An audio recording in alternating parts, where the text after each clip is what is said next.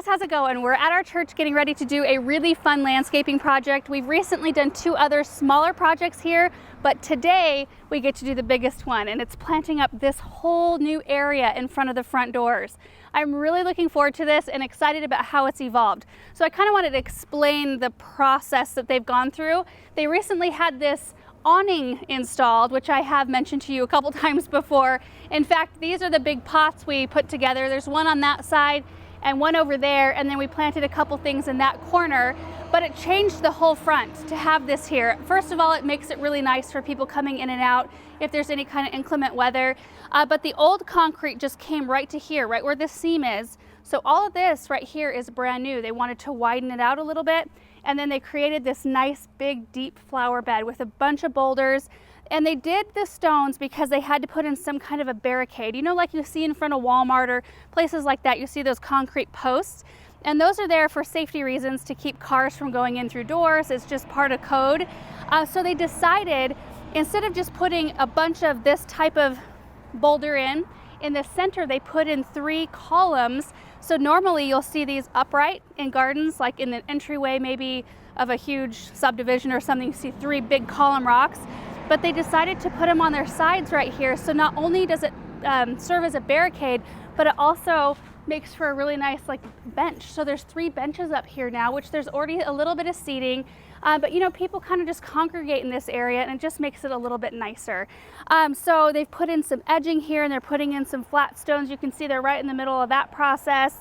And then also you can see the mulch sitting here. So this is here ready to go tomorrow after we get done planting everything this evening.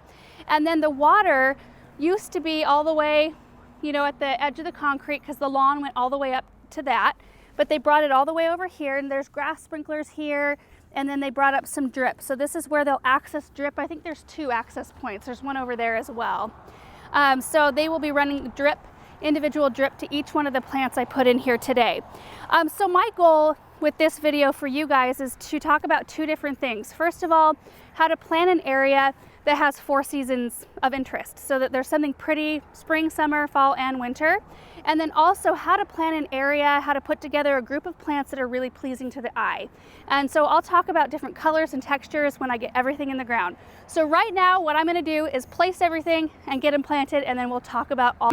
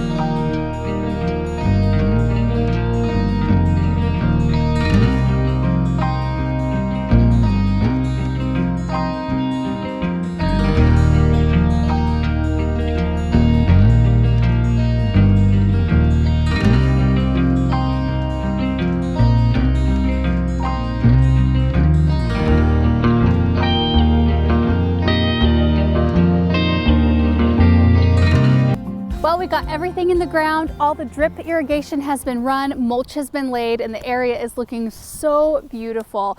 I'm so excited about it. I'm excited to see it grow and fill in. We do have a couple more plants we want to add to this area, which I'll explain as we kind of walk through.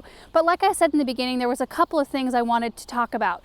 When you're designing a new area, what colors to look for. So my mom, this is something that she taught me since I was little, that you always look for 4 colors in a landscape: red, green, yellow, and blue. Of course, predominantly we're dealing with green leaves and that sort of thing, but if you can add in just a touch of blue or a hint of yellow and a little bit of red, for some reason those 4 colors, and I don't know if it's a thing, it probably is a, I don't know if it's a landscape rule per se, but it's just something I've grown up looking for in landscapes. And I think I've got every single color accounted for in this space. You also want to look for different textures, so grassy textures, which we are missing right now. You also want to get something bold, something, you know, that's got like little needles on it, just so that you have a lot of variation with color and texture, and that's what makes for a really unique and beautiful space. And it does not take very many plants to get you there. Like this huge area, I only put 16 plants in, and that's not very many. I mean, because you know how much like big spaces can gobble up plants. I mean, sometimes you feel like you just need a ton of things to fill up your space. But I did in this landscape want to make sure that everything had room to grow to its full size. And that's the other thing. You do want to take into account what type of maintenance you want to do. They've got a wonderful, wonderful groundskeeper, or a guy that's in charge of everything around here in terms of the grounds and security and maintenance and that sort of thing. But I wanted to keep this area as low maintenance as possible, with as much interest as possible. So let's just start on this area here, and then we'll move our way over, and I'll be just talking about different seasons of interest, because that's the other thing you want to look for. You want things to be pretty in spring, summer, fall, and winter. So first of all, we have a brand new sedum that's coming out next year called Boogie Woogie.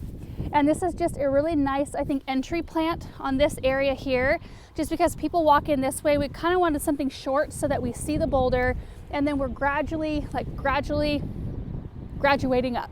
Couldn't think of the word. But this one grows out, and we will have put the stats on the screen either now or when I was planting, but it'll grow out and create just a really nice kind of ground cover look. And it's got gorgeous variegated leaves. So it's got green, yellow, and pink in the leaves. So we've got some really pretty interest in here, and it only grows about yay tall. So we'll just have a really nice fill-in in this area. As we move on, here's some of our red color. So these are called Sunjoy Mini Maroon. They grow about 2 to 3 feet tall and wide. And I know barberries are kind of are they restricted in a lot of states, but they are not here in Oregon. We use them a lot in landscapes. They don't seed themselves. They are not invasive here. I know in a lot of areas they're invasive, but wherever we put barberries, that's where they stay. They stay put, they don't take over at all. So we're lucky in that we can use them because they've got some really, really beautiful color. And these are deer resistant, and I think that they're going to fill in this little area beautifully, a little trio here. All of these plants too like a lot of sun, which this area does get. In fact, we're kind of late in the evening right now. We waited till the sun was down far enough to where it was in the shade so you could see a little bit more detail and there wasn't any harsh shadows. Right here we have an Oh So Easy double red rose, which is actually the rose of the year for next year. Grows about 3 to 4 feet tall and wide, so it's actually going to fill in this space beautifully. You do not have to deadhead these for them to keep blooming, so that's a no maintenance rose, and they are not prone to any kind of diseases like black spot or powdery mildew. So you get all of this beautiful color without having to constantly spray it or deadhead it or any of that business. So you've got some really nice summer color right here, and this will last from early summer all the way through a frost. Here is a fluffy arborvitae. I wanted to repeat a little bit of the color that we have going in the containers right there. And I thought this would be a beautiful specimen evergreen. I used 2 in this space. You can see the other one on the far end there, just to kind of tie it all in together. We've got the beautiful, just soft yellow foliage on this plant. This one grows about 5 to 10 feet tall. It will grow anywhere from 3 to 6 feet wide, so it'll fill in this space really nicely in the end.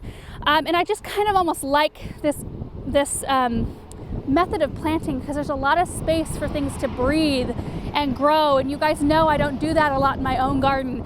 So it's really fun to come here and do things just a little bit differently and just let these plants be able to grow and shine kind of all by themselves.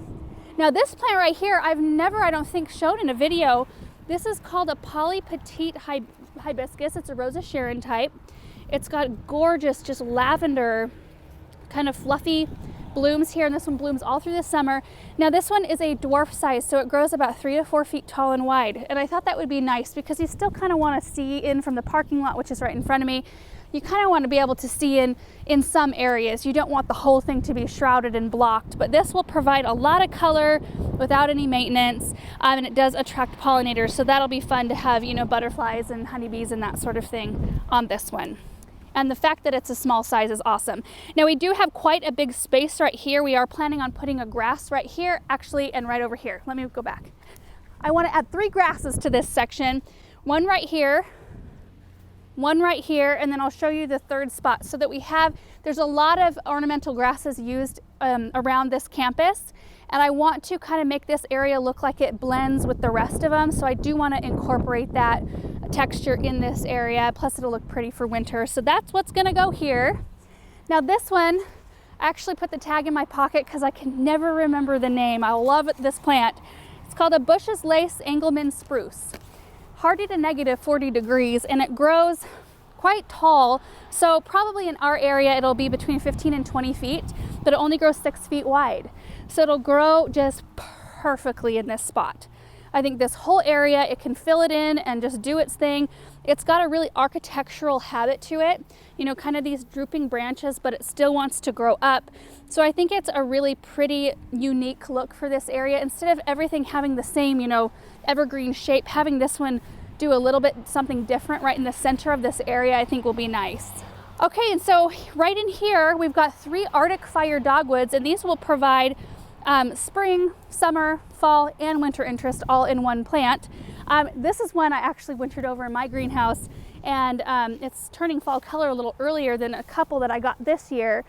These grow 3 to 5 feet tall and wide, so they can just either be let to do their thing, or they can trim them down. And it's usually you either want to trim these down all the way to the ground every other year, or go in every year and cut about 1/3 of the old branches out. That's the best way to have the best color on these stems. So you can see, look at that stem color. Look at how gorgeous that's going to be in the winter time. So we've got the winter interest with that. They bloom in the spring. They have a really just nice medium green leaf on them during the summer, and then beautiful fall color. This is one that we really like to use a lot of in our area. Right here, we've got another fluffy arborvitae. And this is where the third grass is gonna go, right? Kind of tucked in behind this boulder here. I didn't want to put anything too close to the boxes in here because I want them to be able to access. So right in here, this is a dwarf purple bloomerang lilac, grows 3 feet by 3 feet, and it blooms late spring with really pretty dark purple blooms. And it's a type of lilac that will bloom throughout the season. So if you go in and deadhead, just take off the spent blooms in the spring, you'll actually have a really good repeat bloom throughout the season, and it'll bloom kind of here and there throughout summer and fall. So I think this will provide some spring color as well as some other seasonal color. And then here we have a Celtic Pride Siberian cypress. And so I've kind of worked my way back down in size. This one will grow anywhere from 1 to 3 feet. It usually stays on the lower side of things though, and it'll grow out and fill this space. Anywhere from like 3 to 5 feet, so it'll fill kind of this circular area. And this one has very like ferny, delicate looking foliage. It's really soft. It takes on kind of a purplish russet hue in the winter, so it does have some winter interest. It's a zone 2. Like, it is super winter hardy. So I'm really looking forward to seeing how this one looks in this area. And then I was just commenting to Erin that I should probably see if I can get my hands on some more Boogie Woogie sedum and repeat the same thing over here. I kind of left this space a little bit bare because that Siberian cypress won't make it over all the way to this section. So maybe another 3 sedums in here. And the very last thing we're gonna add are some tulips. So we're gonna come back here maybe in the next week or 2 and pop in just like maybe groupings of 10 and 20 tulips here and there throughout this whole space so that we have some really strong spring interest. The rocks are almost done up here. In fact, I'll walk up here and show you. Evan was up here. Evan is the man who does all of this amazing work and keeps everything up. He was installing the rocks when we got here, and he kind of buttoned up and left so we could do our tour video, which is really sweet of him. But he's been working on doing this whole paper kind of pathway area. He's still got yet to wash all the sand off the stones, but I like the stones he chose. You can kind of see right here, like these mimic the look of the boulders on the outer edges. So I think it ties the whole area together and looks really natural.